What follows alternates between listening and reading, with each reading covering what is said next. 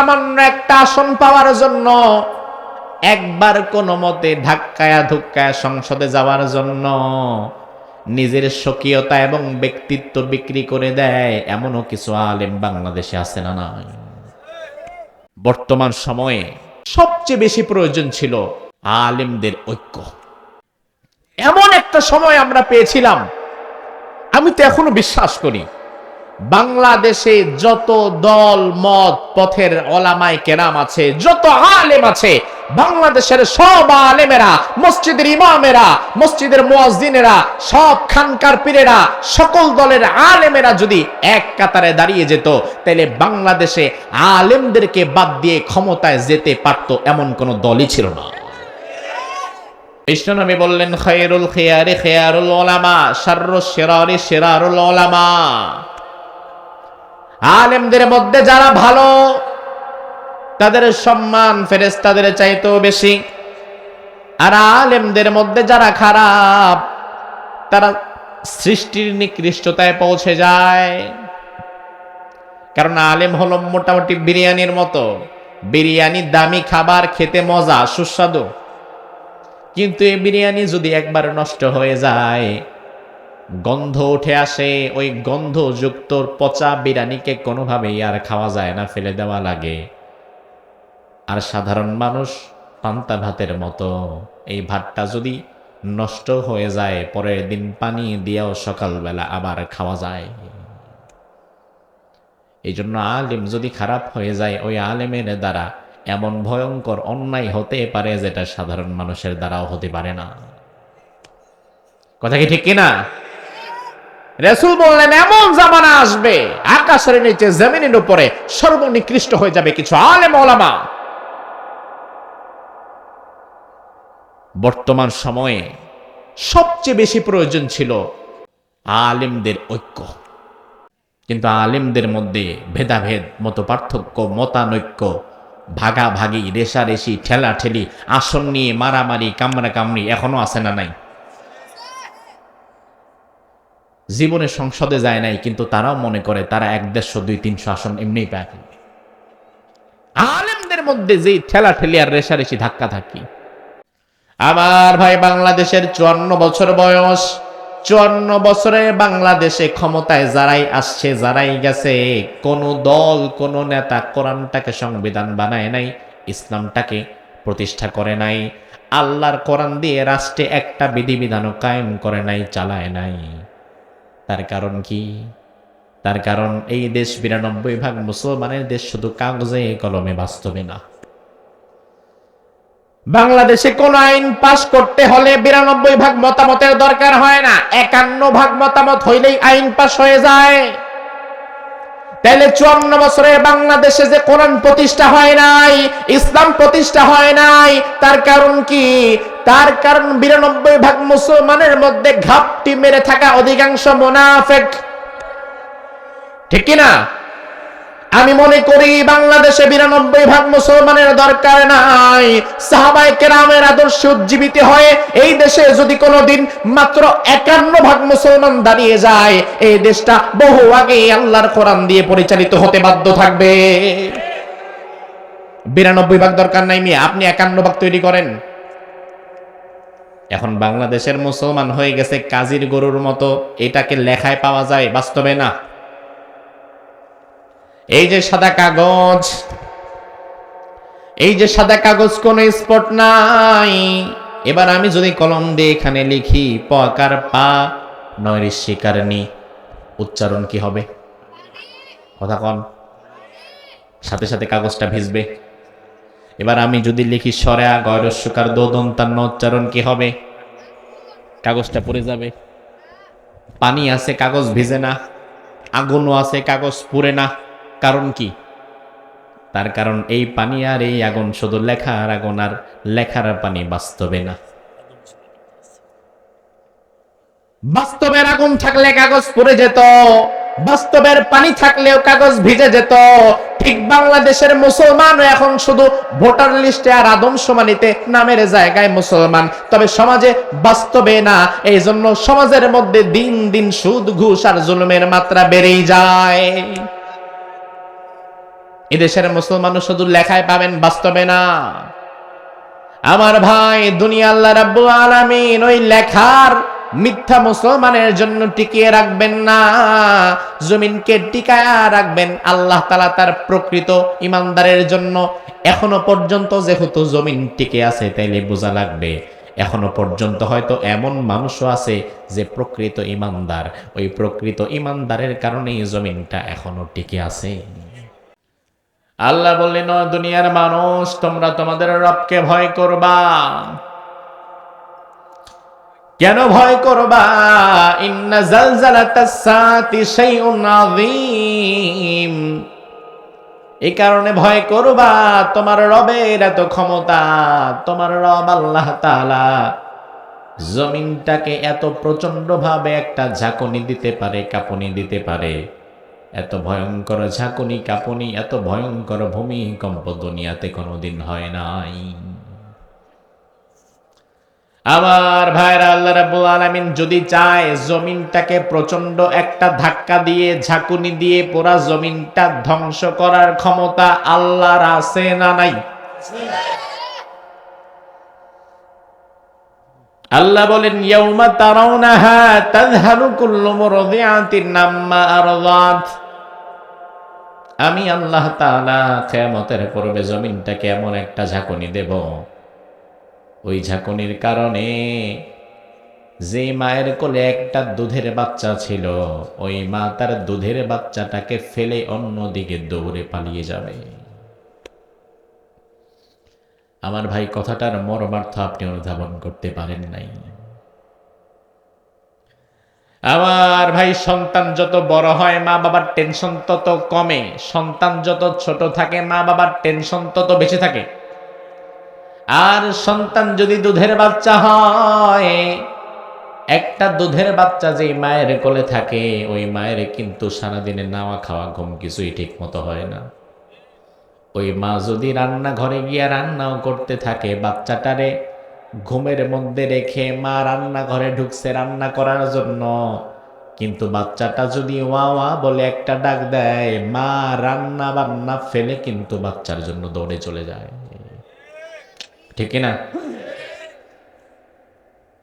বাচ্চাকে ঘুম পাড়িয়ে মা গোসলখানায় ঢুকেছিল, গোসল শেষ হয় নাই, এমন সময় বাচ্চার কান্না যদি মায়ের কানের মধ্যে আসে, বাচ্চাটা যদি দুধের শিশু হয়, ওই মা বাচ্চার কান্না শোনার সাথে সাথে ওই ভিজা কাপড় চোপড় নিয়ে দৌড়ায় ঘরের মধ্যে ঢুকে যাবে যে আমার বাচ্চাটার কি হইল। তার মানে আমার ভাই, দুধের বাচ্চা যেই মায়ের কাছে আছে, এই মা কোনো সময় এক মুহূর্তের জন্য তার দুধের বাচ্চাকে ভুলতে পারে না। অথচ আমার আল্লাহ বললেন, এমন একটা ধাক্কা আমি আল্লাহ তাআলা দেব, ওই ধাক্কার কারণে যে মায়ের কোলে দুধের বাচ্চা ছিল, ওই মা তার দুধের বাচ্চাটারে ফেলে আরেক দিকে দৌড় মারবে। এরপরে আল্লাহ বললেন, ও বান্দা শুনে নাও, ওয়াতাদাউ কুল্লু যাতি হামলিন হামলাহা। যে মায়েদের গর্ভে সন্তান 7 মাস, 8 মাস, 9 মাস, 10 মাস এখনো ডেলিভারি হয় নাই, কিন্তু মায়ের গর্ভে বাচ্চা রয়েছে, জমিনটাকে আমি আল্লাহ তাআলা এত জোরে জোরে জোরে জোরে কাঁপাবো, ডেলিভারি করার জন্য আর হসপিটালে যাওয়া লাগবে না। জমিনের সেদিনের কাঁপুনির কারণে ওই মায়ের পেটটা ফেটে তার বাচ্চাটা জমিনের উপরে আছড়ে পড়বে। ওয়াতারান নাস সুকারা। মানুষ মদ খেলে যেমন, নেশা করলে যেমন পাগল হয়ে যায়, কি করবে কই যাবে তার যেমন কোনো তাল থাকে না। আমার আল্লাহ বলে, বান্দারে, কিয়ামতের প্রথম ধাক্কা দেওয়ার পরে দুনিয়ার মানুষগুলো ওই মাতালের মতো পাগল হয়ে একবার ডানে যাবে, বামে যাবে, সামনে যাবে, পেছনে যাবে, কারো কোনো তাল থাকবে না। আল্লাহ বললেন, ওয়ামা হুম বিসুকারা, তবে তারা আসলে মাতাল না, তারা পাগল না। ওয়ালাকিন্না আযাবাল্লাহি শাদীদ, আমি আল্লাহর আযাব বড় ভয়ঙ্কর। আমার ভাইরা, এই দুটো আয়াতের এটা হচ্ছে শাব্দিক তর্জমা। এই আয়াতকে কেন্দ্র করেই কিছু কথা বলবো। ওয়ামা তৌফিকি ইল্লা বিল্লাহ। ও ভাই আমার, যেই পৃথিবীতে আমরা বসে আছি, পৃথিবী একদিন ছিল না, আমরাও একদিন ছিলাম না। পৃথিবী এখন আছে, আমরাও পৃথিবীতে আছি। আবার এমন একটা দিন আসবে যেই দিন পৃথিবীটা থাকবে না, আমরাও থাকবো না। এমন একটা দিন কি আসবে না? কথা বল, আসবে তো? দুনিয়া বানিয়েছেন যিনি, ধ্বংস করে দিবেন তিনি। ওই ধ্বংসযজ্ঞের নাম হবে কিয়ামত। ওই ধ্বংসযজ্ঞের নাম কি হবে? জ্বর আসার আগে মাথাটা গরম হয়, মাথা ব্যথা হয়, শরীরটা ব্যথা হয়ে যায়, জিহ্বার টেস্ট পাল্টে যায়। এই ধরনগুলো দেখলে আমরা বুঝে নিতে পারি জ্বর ইজ কামিং।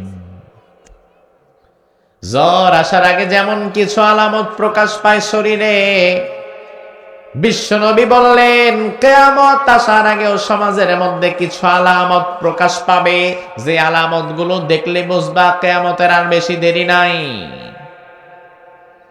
অসংখ্য আলামত রাসূল হাদিসের মধ্যে বলে গিয়েছেন, আমরা তো সব বলতে পারবো না। আমি সংক্ষেপে কিয়ামতের 4টা আলামত বলছি হাদিস থেকে। রাসূলুল্লাহর হাদিস কি আজকের না 1500 বছর আগের? আমার ভাই, 1500 বছর আগে রাসূল হাদিসে যেটা বলেছেন, এখন আপনার দায়িত্ব হচ্ছে ওই হাদিস থেকে বর্তমান পরিবেশ পরিস্থিতি মিলানো। মিলিয়ে যদি দেখেন হ্যাঁ রাসূলের হাদিসের সাথে মিলে যায়, তাইলে বুঝবেন কিয়ামতের আলামত শুরু হয়ে গেছে।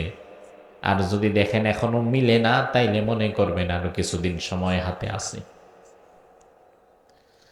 আল্লাহর হাবিব হাদিসের মধ্যে বললেন, ইয়াতি আলান নাসি জামান, অচিরেই এমন একটা জামানা আসবে কিয়ামতের পূর্বে,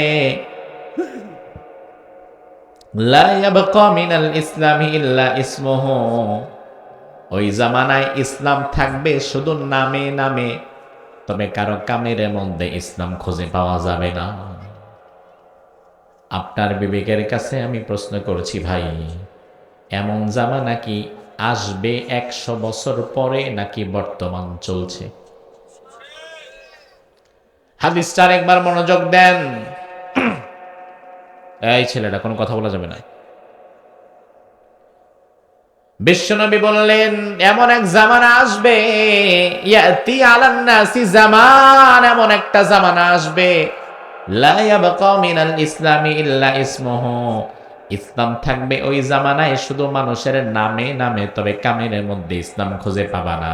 এমন জামানাটাই কিন্তু বর্তমান চলছে। এই জামানায় ইসলাম পাবেন শুধু নামে। বাংলাদেশের মানুষ ইসলামরে এত ভালোবাসে, নাম রাখছে শফিক। খুশি হয় নাই, এই জন্য নাম লাগায় দিছে শফিকুল ইসলাম। নাম রাখছে রফিক, ভালো লাগে নাই, এজন্য লাগায় দিছে রফিকুল ইসলাম। নাম রাখছে রবিউল, ভালো লাগে নাই, লাগায় দিছে রবিউল ইসলাম। নাম রাখছে নুরু, ভালো লাগে নাই, লাগায় দিছে নুরুল ইসলাম। আল্লাহ রাব্বুল আলামিন পৃথিবীর অনেকগুলো দেশে আমাকে নিয়েছেন, অনেকগুলো আরব কান্ট্রিও সফর করেছি আমি। তবে বাংলাদেশ এর মতো নামের সাথে ইসলাম যুক্ত করে এমন মানুষ পৃথিবীর অন্য কোনো আরব দেশেও আমি পাই নাই। আপনি মিডল ইস্টে যান, আরব কান্ট্রিগুলো সফর করেন, একজন ব্যক্তির নামের সাথে আপনি ইসলাম শব্দটাকে পাবেন না। তাদের নামের প্যাটার্নটা হচ্ছে, তারা ছোট্ট একটা নাম রাখে, ওই নামের সাথে নিজের বাপের নাম যুক্ত করে। নাম আব্দুল্লাহ বিন মুহাম্মদ, নাম মুহাম্মদ বিন আহমদ, নাম আব্দুর রহমান আস-সুদাইস, নাম আব্দুর রহমান আল হুজাইফ। এভাবে করে ছোট্ট একটা নাম রাখে, ওই নামের সাথে বাপের নাম যুক্ত করে। আর আমরা আলহামদুলিল্লাহ ইসলামকে এত ভালোবাসি, আমাদের নামের সাথেও আমরা ইসলামকে যুক্ত করে দেই। রফিকুল ইসলাম, শফিকুল ইসলাম, নুরুল ইসলাম। ভুল বুঝবেন না যে নামের সাথে বুঝি ইসলাম যুক্ত করা যাবে না, এটা বুঝি খারাপ। অবশ্যই ভালো, যুক্ত আপনি করতেই পারেন, কোনো সমস্যা নাই। কিন্তু আমাদের সমাজে দেখা যায় নামের সাথে ইসলাম যুক্ত কইরা বৈশা আছে, ওই বান্দা সারা দিনে 24 ঘন্টায় ইসলামের দেখানো অনুযায়ী একটা কাজও আর করে নাই। আছে না নাই? তাহলে ইসলামটা মূলত শুধু তার নামেই আছে, তার কামে নাই। নামের সাথে শফিকুল ইসলাম, রফিকুল ইসলাম, নুরুল ইসলাম, রবিউল ইসলাম, অমুক ইসলাম, তমুক ইসলাম, নামের সাথে ইসলাম যুক্ত কইরা বৈশা আছে। ধামরাই বাজারে যখন দুধ নিয়ে ওঠে, ওই দুধের মধ্যে পানি মিশায়া বেচে, এমন আছে না নাই? ব্যবসার মধ্যে 2 নাম্বারই করছে, তার ব্যবসার মধ্যে ইসলাম নাই। সুদের মধ্যে জড়িয়ে গেছে, তার অর্থনীতির মধ্যে ইসলাম নাই। মানুষের হক মারার রাজনীতি করে, তার রাজনীতির মধ্যে ইসলাম নাই। রাসূল কিন্তু আগেই বলেছেন এমন এক জামানা আসবে, ইসলাম থাকবে শুধু নামে তবে কামে না। এমন জামানা কি আসবে ভবিষ্যতে নাকি বর্তমান চলছে? আমার ভাই, এদেশে আপনি ইসলাম কই খুঁজে পাবেন? আপনি পরিপূর্ণ হক হালালির সাথে ব্যবসা করতে যান, সেখানেও আপনি 100তে 100 ইসলামকে টিকিয়ে রাখতে পারবেন না। কারণ আপনার আশেপাশে, সামনে পেছনে, ডানে বামে সবগুলা হারামখোর, সবগুলা সুদের সাথে জড়ায় গেছে, সবগুলা ব্যবসায় 2 নাম্বারই করতেছে। এখন আপনি একা ইসলাম মানতে গিয়া দেখেন আমার ব্যবসা চলে না। এই জন্য এই জামানায় কেউ ইসলাম নিয়ে আগাতেও চায় না। ইসলাম এখন সংকুচিত হয়ে হয়ে শুধু আমাদের নামের মধ্যে ঢুকছে, কামের মধ্যে নাই। এখন এই দেশের মুসলমান হয়ে গেছে আদমশুমারির মুসলমান, ভোটার লিস্টের মুসলমান, তবে আল্লাহর খাতায় এই দেশে মুসলমানের সংখ্যা বড়ই কম। স্যার ক্লাসের মধ্যে ঢুকেছে, ক্লাসে স্যার ঢুকে একদিন বলল, পকেটে আমার 500 টাকা আছে, ব্ল্যাকবোর্ডের মধ্যে একটা পাখির ছবি যে আঁকতে পারবা, যেই ছাত্র, তারে 500 টাকা পুরস্কার দেব, কে এঁকে দিতে পারবা? ছাত্র একটা হাত তুলে কয়, স্যার পাখির ছবি আমি ভালো আঁকতে পারি, অনেকবার আঁকছিও আগে, দায়িত্বটা আমারে দেন। স্যার কয়, আসো, চক হাতের মধ্যে নাও, আঁকা শুরু করো। ছাত্র এবার পাখি আঁকা শুরু করছে। আঁকার একটা টান দিতে দিতে স্যার বলে, এই থামো, কি আঁকবা? ওই স্যার, ওই যে পাখির ঠোঁটটা আঁকি। ওই ঠোঁট বাদ দাও, বাকিটা আঁকো। ঠিক আছে স্যার। আবার আঁকা শুরু করছে। স্যার বলে, এই থামো, কি আঁকতেছো? স্যার, ওই যে মাথাটা তাইলে আঁকি। আরে মাথা বাদ দাও, বাকি আঁকো। আচ্ছা ঠিক আছে স্যার। আবার আঁকা শুরু করছে। স্যার, আচ্ছা কি আঁকো? স্যার, পাখির পা 2টা আঁকি। আরে পা বাদ দাও, বাকিটা আঁকো। ছাত্র আবার আঁকতেছে। এই দাঁড়াও, কি আঁকো? স্যার, পাখির ডানা 2টা আঁকি। আরে ডানা বাদ দাও মিয়া, বাকিটা আঁকো। ছাত্র কয়, স্যার পাখি কি এখন আঁকবো? আঁকো না, করছে কি তোমারে? ছাত্র কয়, স্যার বাদ দিতে দিতে দিতে দিতে এখন তো আমার কাছে পাখির লেজ ছাড়া আর কিছুই নাই। শুধু লেজের নাম কি পাখি হতে পারে? কথা কয় না। শুধু লেজ যদি কেউ আঁকে, এই লেজটা কি পাখি? না। ছাত্র বলল, স্যার সব বাদ দিলাম, এখন বাকি আছে লেজ। এই লেজের নাম তো স্যার পাখি না। আমারে যদি আপনি পাখি আঁকতে বলেন, পাখির ঠোঁট থেকে শুরু করে লেজের গোড়া পর্যন্ত সবটা আমারে আঁকতে দিতে হবে। এই সবটাই হচ্ছে পাখি। শুধু লেজের নাম যেমন পাখি না, ঠিক একই ভাবে ইসলামের ব্যবসা নীতি, ইসলামের পারিবারিক নীতি, ইসলামের অর্থনীতি, ইসলামের সমাজনীতি, ইসলামের রাজনীতি, এই সব বাদ দিয়া শুধুমাত্র মসজিদের মধ্যে বসে বসে জিকির করার নামও কোনোদিন ইসলাম হতে পারে না। কারণ ইসলাম একটা পূর্ণাঙ্গ জীবন ব্যবস্থা। আপনাকে সবটা মেনে মুসলমান হওয়া লাগবে। এখন এই দেশের মুসলমান ওই স্যারের মতো হয়ে গেছে, যে স্যার পাখির মাথা থেকে, ঠোঁট থেকে বাদ দিতে শুধু লেজটা রাখছে, আর কিছুই রাখে নাই। এদেশের মুসলমানও ইসলামটারে বাদ দিয়া ফালায়া দিতে দিতে দিতে দিতে শুধু নামের সাথে ইসলাম যুক্ত করা ছাড়া আর কিছুই রাখে নাই। কথা কি বুঝেন? আল্লাহর হাবিব বললেন এমন এক জামানা আসবে ইসলাম থাকবে শুধু নামে তবে কামে না। এবার সাক্ষ্য আপনারাই দেন, এমন জামানা কি 100 বছর পরে আসবে না বর্তমান চলছে? বিশ্বনবীর পরে বললেন ওয়ালা ইয়াবকা মিনাল কুরআনি ইল্লা নাসমুহু, এমন এক জামানা আসবে কোরআন থাকবে শুধু তেলাওয়াতে সীমাবদ্ধ, তবে সমাজে বাস্তবায়িত নয়। আমার ভাই, এই যে 30 পারা কোরআন, বিশ্বনবী সাল্লাল্লাহু আলাইহি ওয়াসাল্লামের জামানায় কোরআন তো 30 পারাই ছিল। 1500 বছর আগে আজকেও আমাদের কাছে 30 পারাই আছে, নাকি 2-4 পারা কমছে? কিয়ামত পর্যন্ত কোরআন কয় পারা থাকবে? কমবে? বাড়বে? বাড়বেও না, কমবেও না। লা ইয়াতিহিল বাতিলু মিন বাইনি ইয়াদাইহি ওয়ালা মিন খালফি, কোন বাতিল কোরআনে কারিমের মধ্যে প্রবেশ করতে পারবে? 1500 বছর আগে বিশ্বনবীর জামানায় বিশ্বনবী যখন মসজিদে নববীতে নামাজ পড়াতেন, ওই নামাজ পড়ানোর সময় কোরআন থেকে সূরা পড়তেন, কোরআন দিয়েই তো রাসূল নামাজ পড়াতেন। আবার রাসূল যখন মসজিদ থেকে বের হয়ে সমাজের মধ্যে বসতেন, দুই ব্যক্তি যদি কোনো বিচার ফায়সালা নিয়ে রাসূলের কাছে আসতো, তাইলে রাসূল বিচার ফায়সালাটাও করতেন কোন কিতাব দিয়ে? তাইলে নামাজও পড়াতেন কোরআন দিয়ে, বিচার ফায়সালাও করাতেন কোরআন দিয়ে। আবার রাসূলুল্লাহ যখন জিহাদের ময়দানে যেতেন, যুদ্ধ কিভাবে করা লাগবে, গনিমতের সম্পদ কিভাবে বন্টন করা লাগবে, এই সব বিষয়গুলো রাসূল সমাধান করতেন কোন কিতাব দিয়ে? আবার রাসূলুল্লাহ যখন 10 বছর মদিনা প্রেসিডেন্ট ছিলেন, মদিনা পরিচালনা করেছেন, ওই 10 বছর রাসূল মদিনাটা চালাইছেন কোন কিতাব দিয়ে? তাইলে বোঝা গেল রাসূল ছিলেন যেখানে কোরআন ছিল সেখানে। রাসূল যদি নামাজে থাকতো কোরআন নামাজে থাকতো, রাসূল যদি সমাজে যেত কোরআন সমাজে যেত, রাসূল যদি বিচারালয়ে বসতো কোরআন বিচারালয়ে যেত, রাসূল যদি আইন কানুন বানাতো কোরআন সেখানে যেত, রাসূল যদি রাষ্ট্র পরিচালনা করত কোরআন সেখানেও যেত। তার মানে কোরআনকে আল্লাহ শুধুমাত্র নামাজে পড়ার জন্য দেয় নাই, কোরআনকে আল্লাহ দিয়েছে সমাজে বাস্তবায়নের জন্য। অথচ আজ আমাদের কাছে কোরআন আছে, তবে সমাজে বাস্তবায়ন হয় নাই।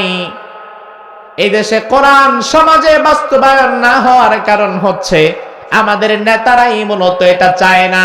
কারণ আমাদের নেতারা ভালো করেই জানে, মাহফিলে আসবো 10,000 টাকা দিব, 20,000 টাকা দিব, সমস্যা নাই। মসজিদের জন্য 50,000 টাকা লাগবে, মসজিদে 50টা কোরআন কিনে দেওয়া লাগবে, সমস্যা নাই। 50টার জায়গায় 100 কোরআন কিনে দেব। মাদ্রাসায় 100 কোরআন লাগবে, সমস্যা নাই। 100 কোরআনের জায়গায় 150 কোরআন কিনে দিব। কিন্তু এই নেতারে যদি আপনি বলেন, আপনি নির্বাচিত সংসদ সদস্য হয়ে সংসদের ভেতরে বলবেন কোরআনকে সংবিধান বানানো লাগবে, কোরআন দিয়ে রাষ্ট্র পরিচালনা করা লাগবে, আপনার যেই নেতা মাহফিলে টাকা দেয়, মসজিদে টাকা দেয়, কোরআন কেনার জন্য টাকা দেয়, ওই নেতা সংসদের ভেতরে কোরআনের পক্ষে থাকবে না। তার কারণ আপনার নেতা ভালো করেই জানে, মাহফিলে টাকা দিলে লস নাই, মাদ্রাসায় টাকা দিলে লস নাই, মাহফিলে টাকা দিলে লস নাই, মসজিদে 10টা 20টা কোরআন কিনে দিলে লস নাই। কিন্তু আমি যদি সংসদের ভেতরে দাঁড়ায়া বলি কোরআনকে সংবিধান বানায়া কোরআন দিয়ে রাষ্ট্র পরিচালনা করা লাগবে, তাইলে 2 দিন পরে আমার নিজের চান্দাবাজি আর ধান্দাবাজি তো থাকবে না। এজন্য তোমার নেতা বড় চালাক ভাই। উনি সমাজে কোরআন কিনে দিতে রাজি, তবে সংসদে কোরআন প্রতিষ্ঠা করতে রাজি হবে না জীবনেও। আমার ভাই, রাসূল যে বললেন এমন এক জামানা আসবে কোরআন থাকবে শুধু তেলাওয়াতে সীমাবদ্ধ, সমাজে বাস্তবায়িত নয়। এবার সাক্ষী আপনারাই দেন, এমন জামানা কি ভবিষ্যতে আসবে না বর্তমান চলছে? এরপরে আল্লাহর হাবিব বলেন মাসাজিদুহুম আমিরাতুন ওয়া হিয়া খারাবুম মিনাল হুদা, এমন এক জামানা আসবে মসজিদগুলো থাকবে অনেক চাকচিক্যময়, সুন্দর সুন্দর মসজিদ হয়ে যাবে। তবে ওই চাকচিক্যময় মসজিদের মধ্যে হেদায়েতের বালাই থাকবে না। আজ থেকে ৩০ বছর আগে, ২০ বছর আগে আপনাদের ধামরায় এসি ছিল কয়টা মসজিদে? হ্যাঁ,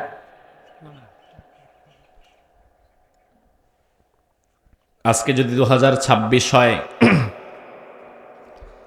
২০০০ সাল, ২৬ বছর আগে ধামরায় কোন মসজিদে এসি ছিল? এখন মোটামুটি গ্রামে যেই মসজিদে ১০ জন মুসল্লি খুঁজে পাওয়া যায় না, ওই মসজিদেও একটা এসি ঢুকে গেছে, ঠিক না? এসি লাগান, টাইলস লাগান, মার্বেল পাথর লাগান, সমস্যা নাই, মসজিদ সুন্দর করবেন, তাতে আপত্তি কি? আল্লাহর ঘর সুন্দর করবেন। তবে আমার ভাই, রাসূল বললেন এমন এক জামানা আসবে, মসজিদ থাকবে চাকচিক্যময়, ওই মসজিদের মধ্যে হিদায়াত পাওয়া যাবে না। তার কারণ কমিটি কেবলমাত্র মসজিদে এসি লাগাবে, টাইলস লাগাবে, মার্বেল পাথর লাগাবে, মসজিদটাকে সৌন্দর্যমণ্ডিত করবে। কিন্তু ওই মিম্বারে বসে ইমাম সাহেব যদি হক কথা বলা শুরু করে, অন্যায়ের বিরুদ্ধে প্রতিবাদ করা শুরু করে, ওই ইমাম সাহেবের চাকরিটা আর থাকবে না। বাংলাদেশে এমন মসজিদ আছে যেখানে ইমাম সাহেব নির্দ্বিধায় হক কথা বলতে পারে না। সভাপতি সুদ খাইলে সুদের বিরুদ্ধে কথা বলতে পারে না, সেক্রেটারি ঘুষ খাইলে ঘুষের বিরুদ্ধে কথা বলতে পারে না, ক্যাশিয়ারের ছেলে যদি মাদকাসক্ত হয় তাহলে মাদকের বিরুদ্ধে কথা বলতে পারে না। ইমাম সাহেব হক কথা বললে তার উপরে প্রেসার আসবে। ইমাম সাহেব দেখতেছে আমার সামনে জমি দখল হয়েছে, ইমাম সাহেব দেখছে আমার সামনে আরেকজনের জমি লালঠালা হয়েছে, আমার সামনে সুদের লেনদেন হয়েছে, গরিব মানুষগুলোকে সুদের মধ্যে ফালায়া ফালায়া দিনের পর দিন মারা হচ্ছে। সমাজের এত অন্যায় দেখার পরেও ইমাম সাহেব জুমার দিন মিম্বার থেকে হক কথা বলতে পারে না। এমন মসজিদ কি আপনাদের ধামরাইতে নাই? ইমাম সাহেব চিন্তা করেন, হক কথা যদি বলি আমার চাকরি থাকবে না। আর যে মসজিদের ইমাম সাহেব কোরআন হাদিস থেকে হক কথা বলতে পারবে না, ওই মসজিদে কিয়ামত পর্যন্ত তুমি হেদায়েত খুঁজে পাবা না। কারণ ইমাম সাহেবকে তার পরিপূর্ণ হক বলার অথরিটি দিতে হবে, ঠিক কিনা? আল্লাহর হাবিব বললেন এমন এক জামানা আসবে, মসজিদ থাকবে সুন্দর, তবে হেদায়েত খুঁজে পাবে না। এমন জামানাটাও কি ভবিষ্যতে আসবে না চলছে?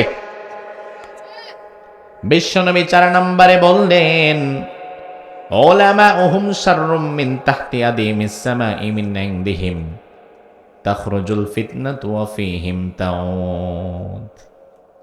ওই জামানায় এমন কিছু আলেম ওলামা তৈরি হয়ে যাবে, আকাশের নিচে জমিনের উপরে তাদের চাইতে নিকৃষ্ট আর কেউ হবে না।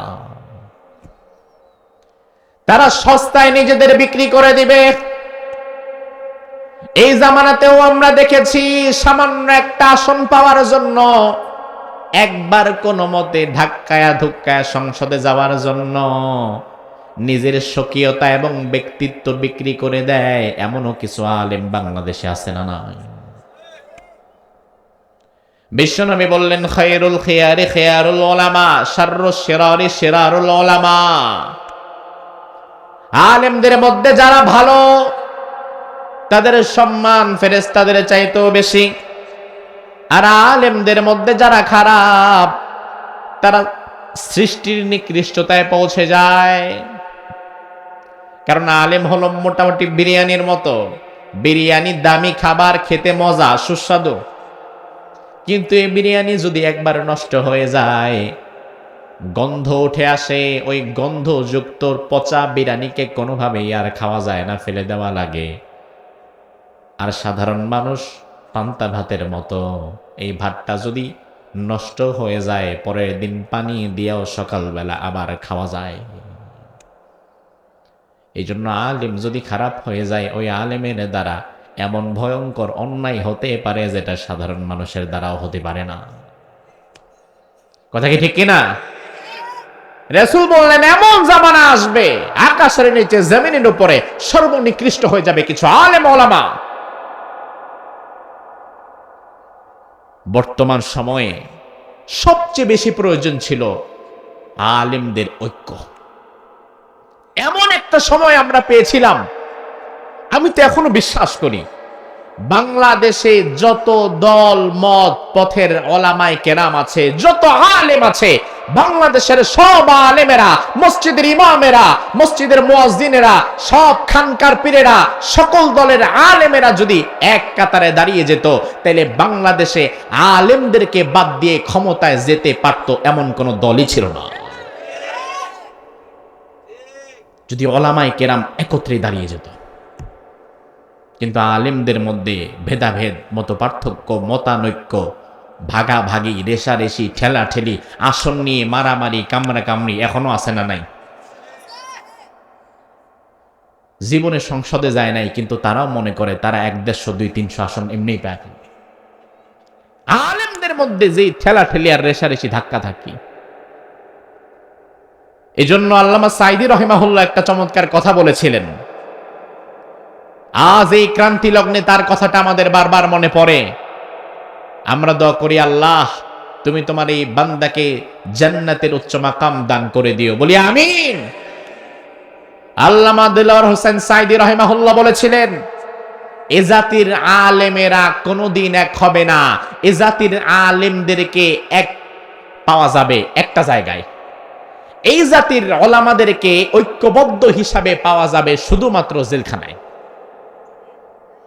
ঠিক কিনা? কোথায়? সেখানে জামাতের আলেম, হেফাজতের আলেম, খেলাফতের আলেম, জমিয়তের আলেম, তরিকতের আলেম, সুন্নি আলেম, আহলে হাদিস আলেম, সব আলেমদেরকে পাওয়া যাবে। আবার যখন জালিম বিদায় নিবে, তারা আবার বের হয়ে নিজেদের মধ্যে ভাগাভাগি আর রেষারেষি শুরু করে দেবে। এই জেলখানা ছাড়া এই আলেমদেরকে ঐক্যবদ্ধভাবে আপনি আর কোথাও পাবেন না। আর এই পরিবেশ পরিস্থিতি পাওয়ার পরেও যদি ওলামায়ে কেরাম এবারে এক না হতে পারে, তাহলে আগামীর ভবিষ্যৎ বাংলাদেশে আলেমদেরকে আবারও মাইর খাওয়ার জন্য প্রস্তুতি নিয়ে থাকা লাগবে। এটা আমাদের দুর্ভাগ্য, আমাদের কপাল। জাতি আমাদেরকে এক দেখার জন্য পাগল ছিল। এই জাতির 18 কোটি মানুষ আলেমদেরকে এক দেখার জন্য উন্মুখ ছিল। আমরা সেটা দিতে ব্যর্থ হলাম। তবে আলহামদুলিল্লাহ এখনো পর্যন্ত যারা ঐক্যবদ্ধভাবে আছে, তাদের সাথে আমরা আছি না নাই?